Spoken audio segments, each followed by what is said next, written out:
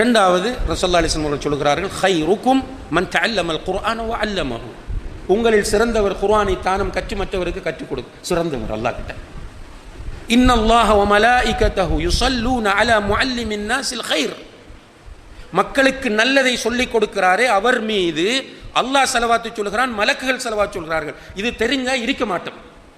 இது இந்த ஹதீஸை சரியான உயிரோட்டத்தோடு ரசூலுல்லாவை நேசிக்கிற ஒரு மனிதன், மறுமையை விசுவாசிக்கக்கூடிய ஒரு முஸ்லிம் இந்த ஹதீஸின் அர்த்தத்தை சரியாக புரிந்து கொண்டால் தஅவா செய்வதை அவனுடைய வாழ்க்கையில் எந்த ஒரு கட்டத்திலும் விட மாட்டான்.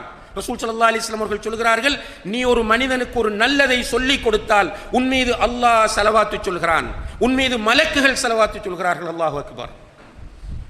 நமக்கு என்னென்ன கிரௌடு வேணும், பாராட்டு வேணும். உங்களை எல்லாரையும் திருப்திப்படுத்தினால் எந்த ஸ்டைலில் தான் நாம் பேசலாம். இஸ்மாயில் செலவு அவர் ஸ்டைலாம் பேசலாம், நியாசிராஜ் அவர் ஸ்டைலாம் பேசலாம்.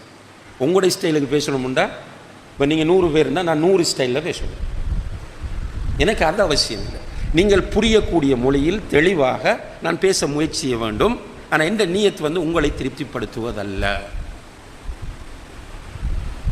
அப்போ தஅவாவில் ஈடுபடக்கூடியவர்கள் சோர்வடைவதற்கு காரணங்களில் மிக முக்கியமான ஒன்று இர்தாஉன் நாஸ், மனிதர்களை திருப்திப்பட நினைப்பது.